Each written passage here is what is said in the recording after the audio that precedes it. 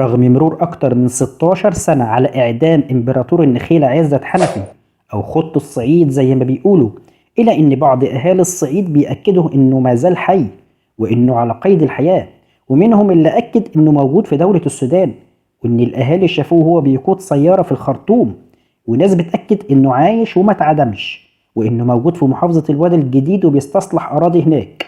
وامتد الخيال لبعض الناس وقالوا إنه عايش في ليبيا، وناس تانية بتقول إنه عايش في مصر ولكن باسم مختلف وبطاقة رقم قومي بتحمل بيانات جديدة، وإن من وقت للتاني بيزور زوجته وأبنائه وهو متنكر. وكتير من الجدل حول إمبراطور الصعيد أو خط الصعيد، واللي كان مطلوب في عدد من القضايا وصدر ضده أحكام بتصل إلى 156 سنة قبل القبض عليه، وكلها أحكام متعلقة بالقتل وتجارة المخدرات وهتك الأرض والاستيلاء على أراضي الغير بغير وجه حق. فيا ترى إيه هي قصة عزت حنفي؟ وهل فعلا إنه مازال حي زي ما كتير من الأهالي بيقولوا، ولا دي مجرد أقاويل ملهاش أي أساس من الصحة؟ في الفيديو بتاعنا النهاردة، بس قبل ما أبدأ الفيديو ما تنساش تعمل لايك واشتراك في القناة علشان يوصلك كل جديد من فيديوهاتنا. ويلا بينا نبدأ على بركة الله. عزت حامد علي حنفي من مواليد سنة 1963 بقرية النخيلة بمركز أبو تيج التابع لمحافظة أسيوط، بيعتبر أكبر تاجر للمخدرات في فترة التسعينات. أسس هو وأخوه حمدان أكبر عصابة في تاريخ مصر، وقدر إنهم يزرعوا عشرات الأفدنة من المخدرات. كان بيعتمد عزت حنفي في اختيار أفراد عصابته من بعض الأشخاص الهاربين من أحكام قضائية، وكان بيوعدهم إنه يحميهم داخل إمبراطوريته، وإن مفيش حد هيقدر يقرب منهم طول ما هم معاه.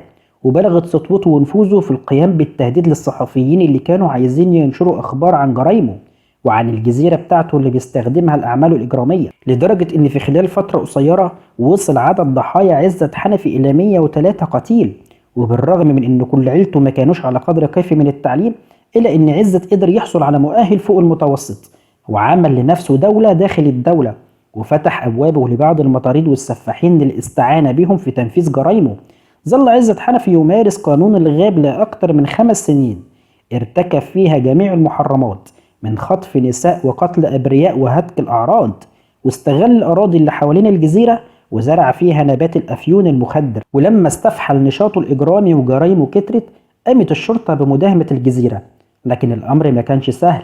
فعزت حنفي كان عامل حصون له في كافة أنحاء الجزيرة، لدرجة إنه عامل أبراج مراقبة بارتفاع 5 طوابق، وعامل دشم من الطوب اللبني اللي ما يقدرش الرصاص إنه يخترقها، وحفر خنادق تحت الأرض علشان يستخدمها لإطلاق الرصاص على أي قوات تهاجمه. ده غير كمية الأسلحة والذخيرة اللي كانت مع عصابته زي المسدسات والبنادق العادية والآلية، لحد المدافع من طراز جرينوف واللي كانت مداها بتوصل ل7 كيلومتر، وده تحسبا لأي هجوم من الجو عليه.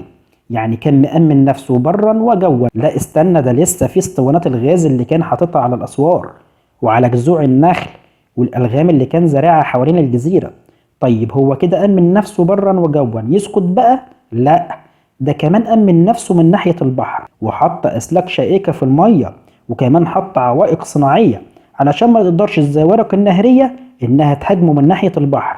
مش قلتلك كان عامل دولة داخل الدولة؟ وأثناء حصار الجزيرة استطاع عزت حنفي إنه يخطف بعض الأبرياء ويستخدمهم كرهينة في حالة هجوم قوات الأمن عليه، وقدر إنه يعمل اتصالات تليفونية للقنوات الإخبارية أثناء الحصار عليه. وقال كلام في منتهى الخطورة، قال إن السلطات عايزة تتخلص منه على الرغم إن ساعدها قبل كده في التخلص من الإرهابيين خلال فترة حربها في بداية التسعينات. وقال إنه قتل أعداد كبيرة من الإرهابيين بناء على تكليفات من السلطات الأمنية، وكمان قال إن الشرطة هي اللي كانت بتساعده في ده، وإنها كانت بتوفر له السلاح لإتمام مهمته. والقصة دي هنعرف تفاصيلها كمان شوية.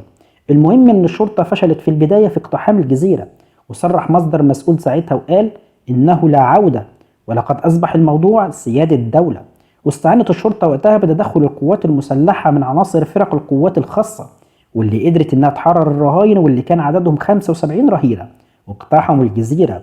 وحصل اشتباك بين أفراد الشرطة ورجالة عزت حنفي، وقدرت الشرطة إنها تقتحم الجزيرة. ولما حس عزت حنفي إنه خلاص بقى محاصر وإن مفيش فايدة، حاول الهرب عن طريق إنه استخدم حيلة، وهي إنه حمل برسيم على حمار واستخبى على ظهر الحمار أسفل حمل البرسيم، وأمر سيدة كبيرة إنها تساعده في الخروج من الجزيرة. بس قدرت الشرطة انها تشك في الموضوع.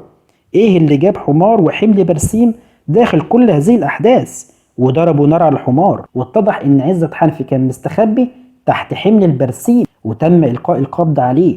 واثناء القبض عليه ادعى انه بالع سم وانه بيموت، فاضطرت الشرطة انها تنقله للمستشفى، ولكن الطبيب المعالج قال ان دمه خالي تماما من اي مواد سامة، وانه ضغطه كان عالي فقط نتيجة الاشتباكات اللي حصلت مع الشرطة. وأحيل عزت حنفي للمحاكمة، وتم الحكم عليه وأخوه حمدان بالإعدام شنقا، وتنفذ الحكم عليهم سنة 2009. طيب هو احنا كده خلصنا؟ لا، احنا أصلا لسه معرفناش هو ازاي كان بيساعد الحكومة في حربها على الإرهاب، وهل فعلا هو عايش ولا لا. بص يا صديقي، بعد تنفيذ الحكم على عزت حنفي وأخوه، طلع أخوهم الكبير وقال إن في سنة 1995 كانت فيه مواجهات عنيفة بين قوات الأمن والجماعات الإرهابية المتطرفة، واتفاجئ باتصال تليفوني من أحد اللواءات بوزارة الداخلية، وقام باستدعائي أنا وإخواتي عزت وحسن وحمدان لمكتبه في القاهرة، وطلب مننا مساعدتهم في القضاء على الإرهاب والخارجين على القانون، وذلك من أجل حماية الوطن. وبيكمل أخو عزت حنفي وبيقول إن في خلال فترة التسعينات كانت الجماعات الإرهابية بتستخبى في الجبال وزراعات القصب، وكانت معظم أراضي الجزيرة ملكنا، وكان موضوع الاختباء داخل مزارع القصب بيصعب المهمة على رجال الشرطة. وبدأنا البحث داخل الجزيرة على الإرهابيين والخارجين على القانون، وكنا بنسلمهم للشرطة بعد خطة وضعتها الحكومة لنا للقضاء على الجماعات الإرهابية، واللي كانت في الوقت ده بتستهدف رجال الشرطة والأبرياء والمواطنين وضرب السياحة في مصر. ونجحنا إننا نقضي على بعض أفراد هذه الجماعات، ولكن بعد تولي اللواء حبيب العدل لوزارة الداخلية كان نشاط الإرهابيين في مصر بدأ يقل. وبعد ما انتهى دورنا بدأت الحياة تعود للجزيرة لحالة الهدوء، لحد ما جت سنة 2001 ووقعت خصومة بيننا وبين عائلة سباق بقرية النخيلة، وسببها إن واحد من أفراد عيلة سباق كان عايز يبني بيت عالي قدام منزل عزت حنفي، فرفض عزت حنفي الموضوع وضرب أعيرة نارية ناحية أفراد عيلة سباق علشان يمنعوا إنه يبني البيت. فقامت عيلة سباق بقتل حسن أخو عزت حنفي، وبدأ بينا موضوع الطار اللي كان الناس تعرفه إنه عادة موجودة في الصعيد. وبسبب كل الأحداث دي قام عزت حنفي بتأمين نفسه والجزيرة من عيلة سباق، وبنى أسوار وأبراج مراقبة حوالين الجزيرة علشان يحمي نفسه. وبدأ النزاع يزداد بين عزت حنفي وعيلة سباق لحد ما اتدخلت الحكومة وتم القبض على عزت حنفي. وبيقول ممدوح إن كل الكلام اللي بيتقال عن عزت حنفي ليس صحيحا، والشيء الوحيد الصحيح هو مداهمة الشرطة للجزيرة، وإن ما يتردد بين الحين والآخر عن وجود عزت حنفي على قيد الحياة. فبيقول ممدوح إن وقت تنفيذ الإعدام على عزت وحمدان كنت في السجن، واتصلت الشرطة بزوجات أخويا وأخبروهم إنه تم تنفيذ الإعدام. بعدها تم نقل الجثامين في سيارة إسعاف وتوصيلهم إلى مقابر العيلة، وقاموا بدفن الجثامين تحت حراسة مشددة من قوات الأمن، وتم تعيين حراسة مشددة على قبرهم لمدة 15 يوم. ولن يستطيع أحد من أبنائنا أو زوجاتنا أن يكشف وجه عزت حنفي قبل دفنه بمقابر العيلة بقرية النخيلة علشان يتأكدوا من أنه تم تنفيذ الإعدام فيهم بحق ولا لأ. وده اللي زود الشكوك حوالين إعدام عزت وإنه لسه على قيد الحياة. وهنا بيخلص كلام ممدوح أخو عزت حنفي.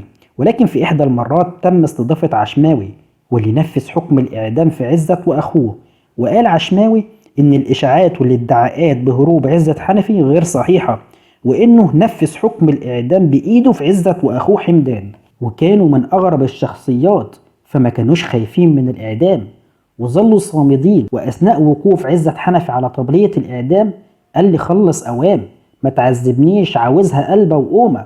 وبيقول عشماوي إنه شاف كبرياء وعظمة في وجه عزت حنفي لم يشهدها من قبل، وكان بيعترف انه قام بالسطو على بعض الاراضي والسيارات والمبالغ الماليه من بعض الاشخاص، وطلب من المنفذين للاعدام ردها الى اصحابها حتى تفيض روحه الى بارئها دون مظالم تتعلق في رقبته.